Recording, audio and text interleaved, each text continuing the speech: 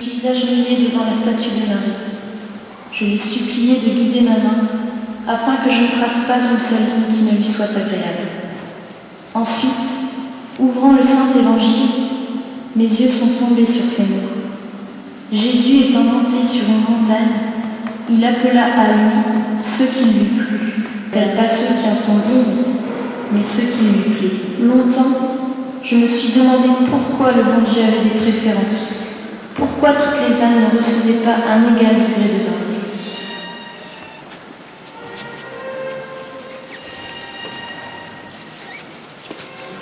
Jésus a daigné m'instruire de ce mystère. Il a mis devant mes yeux le livre de la nature, et j'ai compris que toutes les fleurs qu'il a créées sont belles, que l'éclat de la rose et la blancheur du lys n'enlèvent pas le parfum de la petite violette ou la simplicité ravissante de la pâquerette. J'ai compris que si toutes les petites fleurs voulaient être de rose, la nature perdrait sa parure printanière, les champs ne seraient plus émaillés de fleurettes. Ainsi en est-il dans le monde des âmes qui est le jardin. La mission consiste à faire sa volonté, à être ce qu'il veut.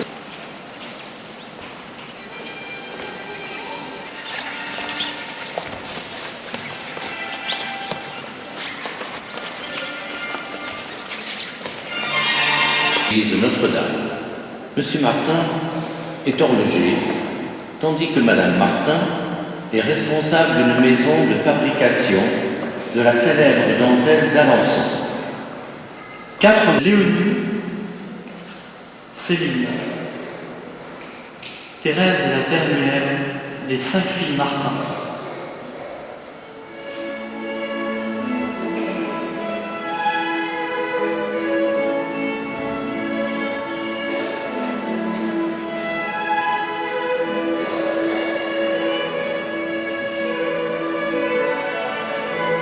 Toute ma vie, le bon Dieu s'est plu à m'entourer d'amour.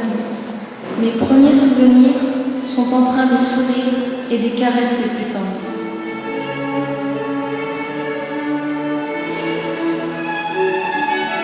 Mais les années ensoleillées de ma petite enfance, mais quelle douce empreinte elles ont laissé en mon âme.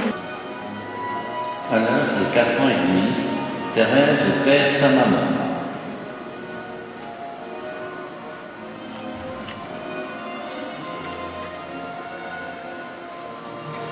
Pauline, maintenant ce sera toi, ma maman. Mort de maman, mon heureux caractère changea complètement. Moi, si vive, si expansive, je devins timide et douce, sensible à l'excès.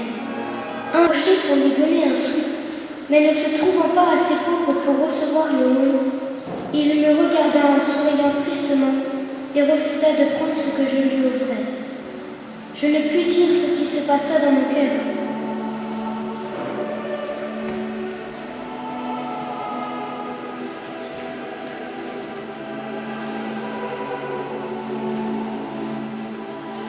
J'aurais voulu le consoler, le soulager. Au lieu de cela, je pensais lui avoir fait de la peine. Sans doute se détourner et me sourire. Papa, cependant, je voulais lui donner quelque chose qu'il ne puisse refuser, car je sentais pour lui une sympathie très grande. En me disant que ce n'était pas à un homme, mais au bon Dieu que j'allais dire mes péchés. J'en étais vraiment bien convaincue. Aussi, je fis ma confession avec un grand esprit de foi, et même je vous demandais s'il ne fallait pas dire au prêtre que je l'aimais de tout mon cœur, puisque c'était au bon Dieu que j'allais parler en sa personne. Bien sûr. En sortant du confessionnal, j'étais si contente et si légère que jamais je n'avais senti autant de joie dans mon âme. Depuis, je retournais me confesser à toutes les grandes fêtes. Et c'était une vraie fête pour moi chaque fois que j'y allais.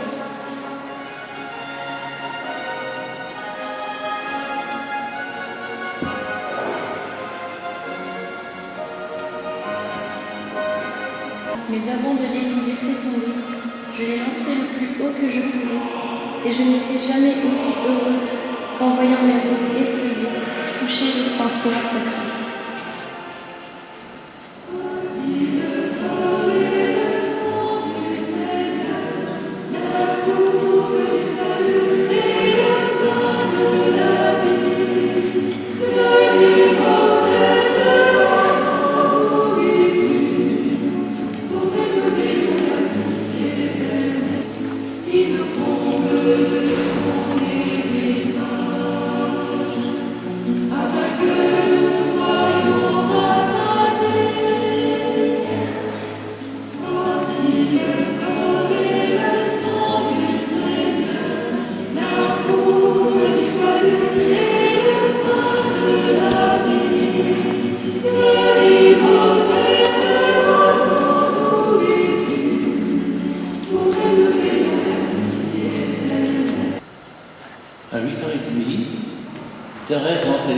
à l'abbaye des Bénédictines de Lisieux.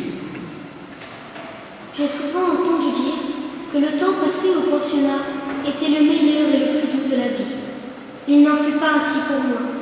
Les 5 années que j'y passais furent les plus tristes de ma vie. Pauvre petite fleur avait été habituée à plonger ses fragiles racines dans une terre choisie, faite exprès pour elle. Je vivais au-dessus de ces misères de la vie, et mon pauvre petit cœur souffrait beaucoup. Heureusement, chaque soir, La seconde maman va entrer dans le monastère de Lisieux, un Carmel. Cette séparation s'ajoute à celle de sa mère. Suite à cela, Thérèse fait une grave dépression.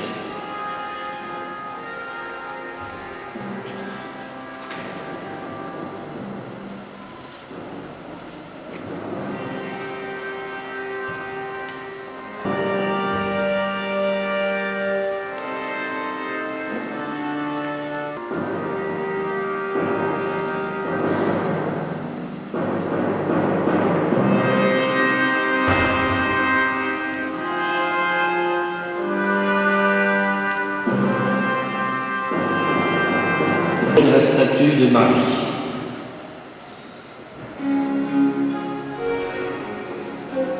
tout à coup, la Sainte Vierge me parut belle, si belle que jamais je n'avais vu rien de si beau. Son visage respirait une bonté et une tendresse inébranlable. Mais ce qui me pénétra jusqu'au fond de l'âme, ce fut le premier baiser de Jésus à mon âme. Ce fut un baiser d'amour. Je me sentais aimée et je disais aussi, je vous aime, je me donne à vous pour toujours. Il n'y eut pas de demande, pas de lutte, de sacrifice. Depuis longtemps, Jésus et la pauvre petite Thérèse s'étaient regardés et s'étaient compris. Ce jour-là n'était plus un regard, mais une éclair les délices de la Trinité Sainte. Jésus, le doux petit enfant d'une heure, changea la nuit de mon âme en torrent de lumière. En cette nuit, où il se fit faible et souffrant pour mon amour, il me rendit forte et courageuse. Ce fut le 25 décembre 1886 que je reçus la grâce de sortir de l'enfance. En un mot, la grâce de ma complète conversion. Nous revenions de la messe de minuit, où j'avais eu le bonheur de recevoir le Dieu fort dans mes souliers dans la cheminée et dit ces paroles qui me percèrent le cœur. Enfin, heureusement que c'est la dernière année. Je montai alors l'escalier pour aller défaire mon chapeau.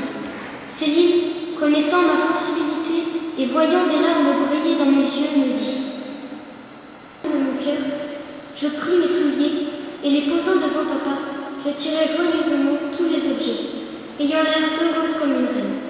Papa riait, il était aussi redevenu joyeux, et Céline croyait rêver. Heureusement, c'était une douce réalité. La petite Thérèse avait retrouvé la force d'âme qu'elle avait perdue.